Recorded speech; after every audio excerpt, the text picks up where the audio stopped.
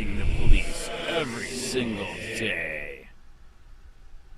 You get the whole thing. Say hi, Andy. I'm recording you. All right, you get the whole thing. Right? I got you. Ocean City cops are not people. Yes, they are.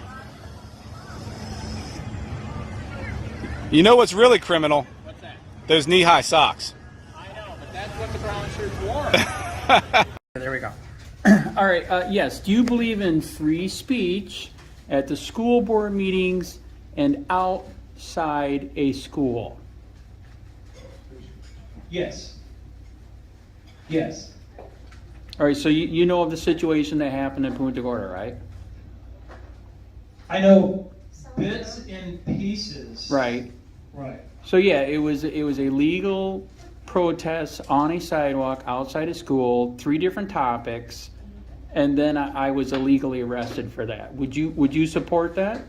So were you on public property, not on school grounds? Public property on a sidewalk outside the school. So was there anything else involved? Were you wearing anything inappropriate? Were you saying inappropriate words? I don't know the whole story. So free speech is free speech. Mm-hmm.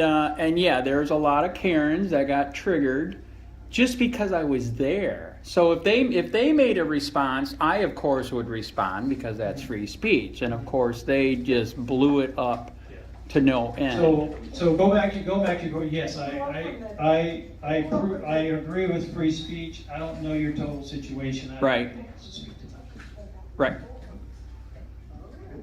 I got one more. I wasn't done. Just one more. Okay.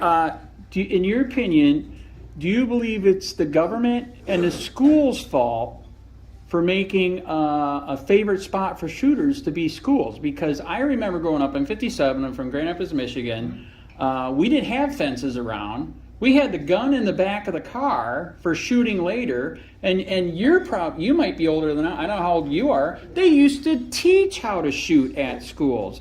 Do you believe it's partially the government's fault and the school's fault for making a gun-free zone, and that's why they're going there, because it's a gun-free zone? Well, I can speak for this county. It's not a gun-free zone because we have an SRO, a security or a deputy at every school. Correct. Which they carry 2 weapons. They carry their sidearm and then they carry their automatic weapon. So, as far as the security in the district, I think we've done a pretty good job securing our campuses. Obviously, we've had some things that came along that really kind of made sure that we beefed up our security. I'm not really sure, what the district is, what their next step is, but you have to go through gates. You have to be buzzed in. Once you get buzzed in through the gate, you have to be buzzed into the one entry. All the doors are secure. You have a security person. At the middle and high school, you have an actual security person. You have an SRO. It's not a gun-free zone, like you had mentioned. Yes. So that was one of the protests that I did there, because like I said, I grew up. I'm not going to speak about your protest or no, I know. Arrested because I don't have any information. No, I know that. Whatever the deputies did, right. That's their job. This relates to what we. I'm not going to read. I'm not going to question. Right. This relates to what we're talking about. Okay.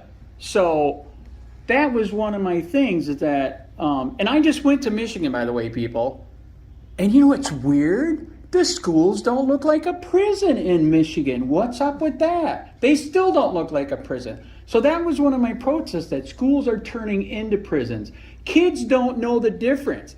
They got a cop around, they're fenced in, you got to be buzzed in, and then all of a sudden they end up in jail too. I mean, you literally got some of these SROs with dogs, telling the kids, tell me the truth. Is mommy and daddy doing some drugs?